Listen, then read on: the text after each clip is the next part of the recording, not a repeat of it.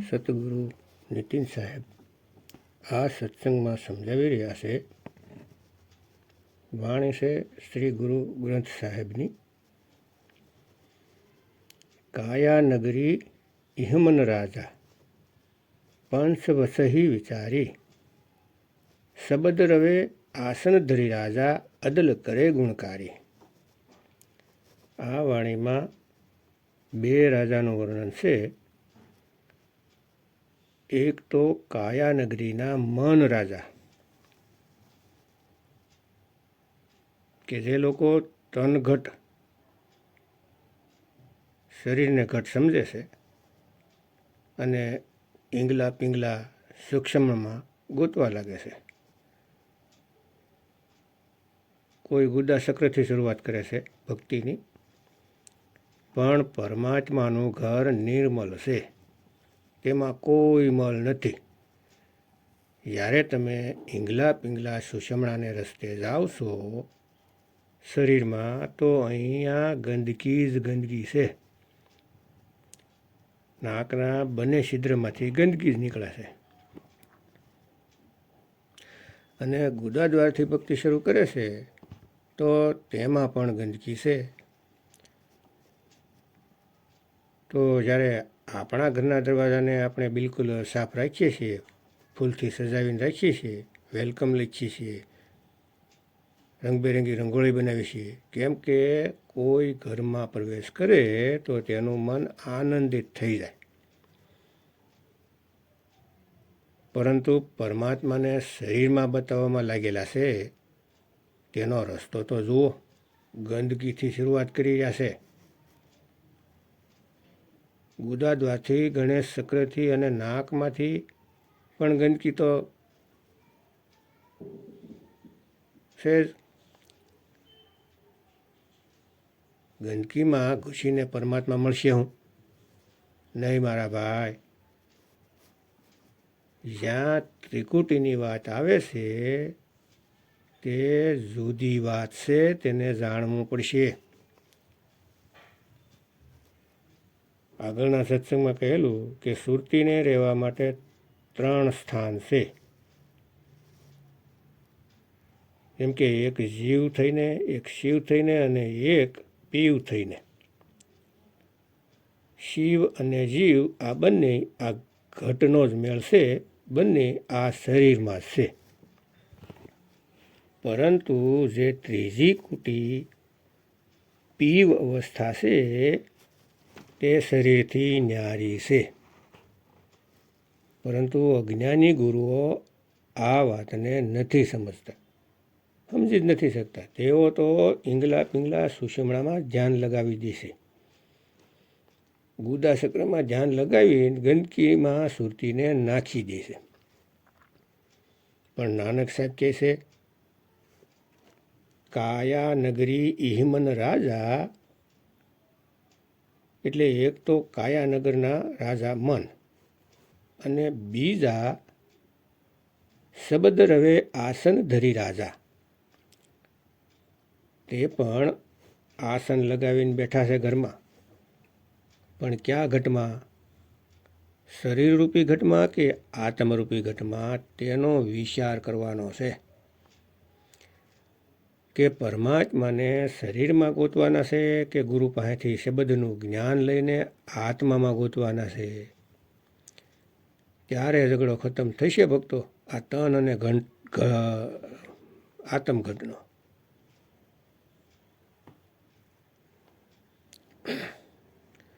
ઘણા કન્ફ્યુઝ થઈ જાય છે. જ્યારે કહેવાય છે કે સબઘટ મેરા સાઈયા, તો તેને તન ઘટ સમજી લેશે. નહીં ભાઈ, તે તો કાયાથી ન્યારા છે. આપણી અંદર છે એનો મતલબ આપણી આત્માની અંદર પરમાત્મા વસે છે. આપણે શરીર નથી, આપણે આત્મા છીએ. આત્મ મહી રામ, રામ મહી આત્મ. આ કાયા નગરીમાં જે મન રાજા બેઠા છે તેણે 5 પંચ બનાવી રાખ્યા છે. શબ્દ, સ્પર્શ, રૂપ, રંગ અને ગંધ. આ પાસે જીવને ફસાવે છે અને આ પાસે જીવનો નિર્ણય કરે છે અને તેને સજા આપે છે મન રાજાના કહેવાથી. ખુદ જ મન તેને પાછળ લગાડે છે અને ખુદ મન જ તેને સજા અપાવે છે. જીવને તો આવા રાજાથી બચાવવા માટે એક બીજા રાજા છે ભક્તો, જે આ આતમઘટમાં મળશે. તે રાજા કોણ છે? તો કહેશે કે શબદ રવે આસન ધરી રાજા, અદલ કરે ગુણકારી. જ્યારે તમે એક રાજાને છોડીને જે રાજા તમને ખુદ ફસાવીને ખુદ સજા આપે છે, એવા નિર્દયી રાજાથી, એવા ન્યાયહીન રાજાથી બચાવવા માટે તમે બીજા રાજાની પાસે જાઓ. તે શબદ રાજા છે, શબદ રવે આસન ધરી રાજા. તે તમારો ફેસલો કરશે અને એવો ફેસલો કરશે કે તમે મન રાજાથી, તે કાળથી મુક્ત થઈ જશો. કાલ વિકાલ કહે કહી બપોરે, જીવત મુવા મન મારી. જ્યારે શબદ ગુરુની દયા થઈ જાય છે તો આ કાલ બપોરે એટલે કે બિચારા બની જાય છે. હવે તેની ડાળ નહીં ગળે, હવે તે કાંઈ નહીં કરી શકે તમને. અરે અડી પણ નહીં શકે. જો શબદ ગુરુ તમારી ઉપર મહેરબાન થઈ જાય અને આત્મજ્ઞાન મળી જાય તો પછી મન કાંઈ નથી બગાડી શકતું. અરે એ તો ડરપોકને જ ડરાવે છે, નીડરને નહીં. અને શબદ તમને નીડર બનાવે છે. કહે કબીર નિર્ભય હો હંસા, તો હે કોણ પકડી. તને કોઈ નથી પકડી શકતું, પણ તે એને પકડ્યો છે. તારા વગર તો બધું જડ જ છે, જડ. એટલા માટે પોતાને જાણી લ્યો, આત્મદેવને જાણી લ્યો અને નીકળો અહીંથી. કાલ વિકાલ કહે કહી બપોરે, જીવત મુવા મન મારી. જીવતા જ મરીને આ મનને ખતમ કરી દો. અરે મન કો માર ગગન સળજાઈ, માન સરોવર બેઠ નહાઈ. સાહેબ કહેશે આત્મજ્ઞાનને મેળવીને તેને જીવતા જ ખતમ કરી દો, તો પછી કંઈ નહીં કરી શકે. પણ તમે આત્મ તત્વને મેળવી લ્યો તો. નહીં તો આ કાળ ખૂબ જ વિકરાળ છે, તે કોઈને નહીં છોડતો. કહેશે કે બ્રહ્મા વિષ્ણુ મહેશ એક મુહૂર્ત, આપે કરતા કારી. કાયા શોધ તરે ભવસાગર, આત્મ તત્વ વિચારી. એટલે કે બ્રહ્મા વિષ્ણુ મહેશને પણ એક મુહૂર્ત બનાવીને રાખી છે. માત્ર તે પણ કાંઈ નથી કરી શકતા. જે કંઈ પણ કરી રહ્યા છે તે આત્મદેવ થકી કરે છે. તમે અને હું કોઈ પણ આત્માની તાકાત વગર નથી ચાલી શકતા. આપણે પણ એક મૂર્તની જેમ છીએ. જેવી રીતે મૂર્તિ કાંઈ નથી કરી શકતી. એ તો પંડિત આવે છે, નવડાવે છે, ધોવડાવે છે, કપડાં બદલાવે છે. એવી રીતે આપણે પણ એક મૂર્ત છીએ. અને બ્રહ્મા વિષ્ણુ મહેશ પણ એક મૂર્ત છે. જ્યારે આત્મદેવ શક્તિ આપે છે ત્યારે તે ચાલે છે, નહીં તો મૂર્તિ સમાન છે. બ્રહ્મા વિષ્ણુ મહેશ એક મૂર્ત, આપે કરતા કારી. કાયા શોધ તરે ભવસાગર, આત્મ તત્વ વિચારી. આ કાયાની વિશે બધું જ સમજીને આ ભવસાગરને તરવા માટે આત્મ તત્વનો વિચાર કરો. ગુરુ પાસેથી ભેદ પ્રાપ્ત કરીને આત્મ તત્વનો વિચાર કરો અને તેને પ્રાપ્ત કરો. અને હંમેશાની માટે ભવસાગરથી પાર થઈ જાઓ. હવે ફરી પાછું નથી આવવું. ગુરુ સેવા તે સદા સુખ પાઈ, અંતર શબ્દ રવે ગુણકારી. આપે મેલ લીએ ગુણદાતા, હૃદય મેં તૃષ્ણા મારી. ગુરુની સેવા કરી હવે સદાને માટે એવું સુખ મળ્યું, શબ્દ મળ્યું, તેનાથી મોટું ગુણકારી કોઈ નથી. તે બધા જ ગુણોની ખાણ છે. તે પરમાત્માએ દયા કરીને મને પોતાની સાથે મેળવી દીધા અને મારો અહંકાર ખતમ થઈ ગયો હંમેશાની માટે. ત્રિહી ગુણ મેટે સોથે વર્તે, એહા ભગત નિરારી. હવે હું ગુણોથી પાર ગુણાતીતની ભક્તિ કરું છું. હવે તે ગુણાતીત શબ્દ સ્થિત થઈ ગયો છું. હવે મને કોઈ ડગાવી નહીં શકે. હવે હું અડોલ આત્માની સાથે ખુદ અડોલ થઈ ગયો છું. ત્રિગુણ મેટે સોથે વર્તે, એહા ભગત નિરારી. ગુરુમુખ જોગ શબ્દ આત્મસિંહે હિદે એક મુરારી. 3 ગુણોથી હવે ઉપર ઉઠી ગયો છું. આ મન માયાની જંજાળથી ઉપર ઉઠી ગયો છું. હવે હું ચોથા ઘર એટલે કે પોતાની આત્મામાં રમણ કરું છું.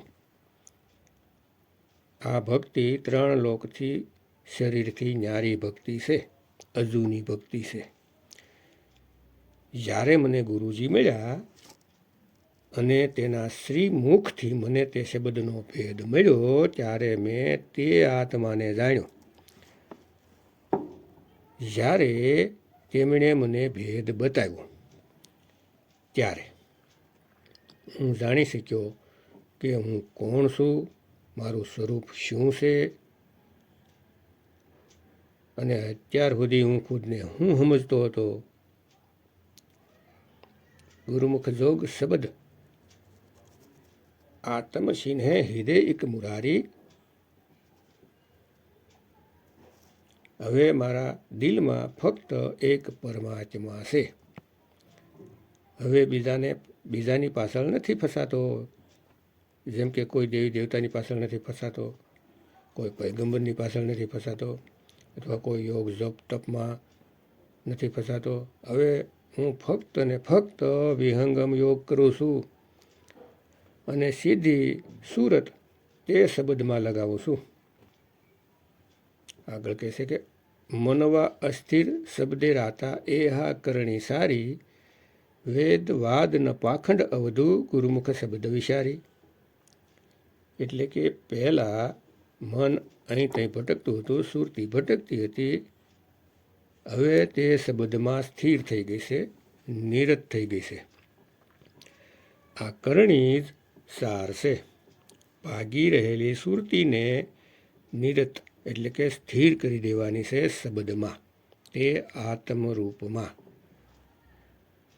વેદો અનુસાર ભક્તિ કરાવે છે તે બધાય અધૂરા ગુરુ કથાવાસક જેટલા પણ કર્મકાંડ છે તે, જેવો કોઈ તપ કરાવે છે કે એક પગે ઊભા રહો, હોમવાનું વ્રત કરો ને આમ કરો ને તેમ કરો ને વગેરે વગેરે કરાવીને બધાને પાખંડવાદમાં ફસાવી દીધા અધૂરા ગુરુઓએ. પણ અહીં સાફ મના કરી દીધી. વેદવાદ ન પાખંડ વધુ, ગુરુમુખ શબ્દ વિચારી. જે ગુરુજીએ આત્મજ્ઞાન શબ્દનું જ્ઞાન આપ્યું છે તેના પર અટલ થઈ જાઓ. તે તમારી મુક્તિનું કારણ છે, બાકી કોઈ નહીં. શબ્દે મરે મન મારે અવધુ, જોગ જગત વિચારી. માયા મોહ ભવજલ હે અવધુ, શબ્દ તરે કુલ તારી. તે શબ્દમાં મનને મારી દો. તેનું સ્મરણ કરશો તો મન મરી જાહે જીવતા જ. તે એવો જોગ છે, તેને જુગતી દ્વારા વિચારો.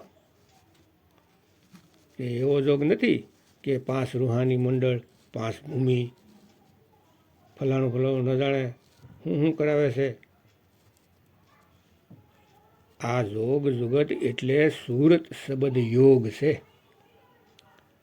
વિહંગમ સ્વાલ દ્વારા મનને મારી જો, માયા મોહ ભવજલ હે વધુ, શબ્દે તરે કુલ તારી. આ મોહ માયા ભવજળ છે, તે તો શબ્દનું સ્મરણ કર અને પોતાના કુળ પણ તારી દે. શબ્દે સુરજગ સારે અવધુ, વાણી ભક્તિ વિચારી, એહ મન માયા અવધુ નિક્ષે શબ્દ વિચારી. આપે બક્ષે મેલ મિલાએ, નાનક શરણ તુમ્હારી. એટલે કે સાર યુગમાં શબ્દ જ સુર છે, બીજું કોઈ નહીં. ભક્તોની વાણીનો વિચાર કરી લ્યો કે તે શબ્દ ગુરુ શું છે અને દેહ ગુરુ શું છે. શબ્દ ગુરુથી પ્રેમ કરો અને દેહ ગુરુની આશામાં ન રહેતા. દેહ ગુરુ ફક્ત રસ્તો બતાવવા માટે હોય છે. કોઈ એવું ન સમજતા કે દેહ ગુરુ જ પાર કરશે. નહીં ભાઈ, નહીં. દેહ ગુરુ તમને સત્ય અસત્યનો નિર્ણય કરવાનો બતાવશે, કે કેવી રીતે સત્યથી અસત્યને અલગ કરવું એ બતાવશે. સાર અસારનો ભેદ બતાવશે. સતગુરુ એસા સાહીએ, જૈસા સૂપ સુહાય, સાર સાર તો ગહી રહે, થોથા દે ઉડાય. જે ગુરુ સારને છોડીને થોથા પકડાવી દે છે, તો તે ખુદ તો 84માં જાય છે અને તેના ભક્તોને પણ 84માં લઈ જાય છે. એટલે કહેવાય છે, બિન ગુરુ ભગત ન હોય. ગુરુ વગર કોઈ ભગત થઈ જ નથી શકતા. અને કોઈ એવું વિચારે કે 4 પુસ્તક વાંચીને મને જ્ઞાન મળી ગયું, હવે મારે ગુરુ કરવાની જરૂર નથી, તો ભાઈ 84 તૈયાર જ છે. જે એવું વિચારે કે કબીર સાગરમાંથી સોહંગ મંત્ર મળી ગયો અને તેને તોડીને જપવા લાગુ, શ્વાસ લ્યો તો 100 અને શ્વાસ છોડો તો હમ, અથવા તો કોઈ નામ વગર શ્વાસમાં ધ્યાન લગાવી દો, ઉપર જતી શ્વાસમાં અને નીચે આવતી શ્વાસમાં, અને હવે મારે ગુરુની જરૂર નથી, તો ભાઈ 84માં ચાલ્યા જાઓ. બધાય સમજી જાઓ, હજી સમય છે, સમજી જાઓ. સેવા કો દોહી ભલે, એક સંત એક રામ, રામ હે દાતા મુક્તિ કા, સંત જપાવે નામ. સોપડી જપાવે નામ નહીં, ગ્રંથ જપાવે નામ નહીં, પરંતુ સંત જપાવે નામ. એ તો સંત બતાવશે તમને. નહીતર કબીર સાહેબ ન કહે કે સંત જપાવે નામ. એ તો અજપા છે, એ કોઈ 52 અક્ષરનો લખેલો મંત્ર નથી ભાઈ, કે તમે જપી લો. એ ભેદની વાતો છે. તો વિવેક જગાવો. કહેશે, આ મને જીવને એટલો બધો મોહિત કરી રાખ્યો છે કે શબ્દ વગર હવે તે નીકળી જ નથી શકતું. જ્યાં સુધી આત્મજ્ઞાનને મેળવી ન લે ત્યાં સુધી નીકળી જ નથી શકતા. એટલે કહેશે, આપે બક્ષે મેલ મિલાય, નાનક શરણ તુમ્હારી. જ્યારે પરમાત્મા બક્ષિસ કરે છે તો ખુદ જ પોતાનામાં મેળ કરાવી દે છે.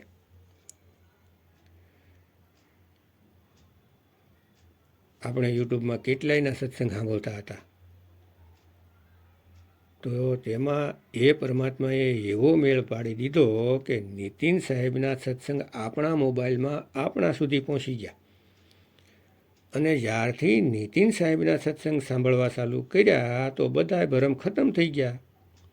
મદન સાહેબના પંથમાં નીતિન સાહેબના સત્સંગ સાંભળ્યા તો જન્મો જન્મનો જ્ઞાન નાશ થઈ ગયું. અને સુરત એકાગ્ર થઈ ગઈ, ઉત્સુક થઈ ગઈ પોતાના શબ્દગુરુ માટે. તો ભક્તો, પરમાત્મા ખુદ મેળ કરાવે છે. આપણે તો બસ સત્ય અસત્યનો નિર્ણય કરવાનો છે, નિષ્પક્ષ ભાવથી. એવું ક્યારેય ન વિચારવું કે હું બીજા ગુરુનો શિષ્ય છું અને આ સત્સંગ તો બીજાનો છે.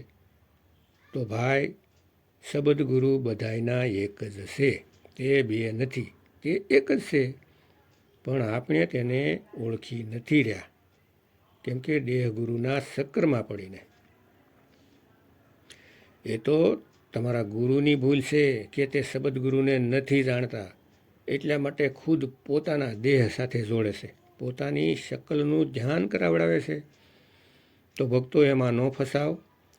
શબ્દ ગુરુ બધાયના એક છે અને તેનો કોઈ દેહ નથી, તે વિદેહ છે,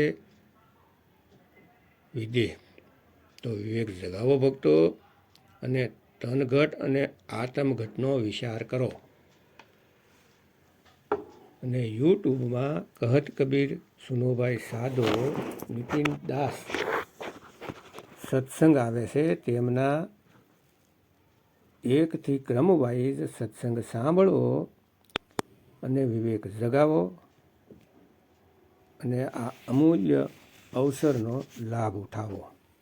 જય ગુરુ નીતિન સાહેબ, જય ગુરુ વૈરાગપતિ સાહેબ, જય ગુરુ મદનપતિ સાહેબ, જય જય મુક્તિના દાતા કબીર સાહેબની જય.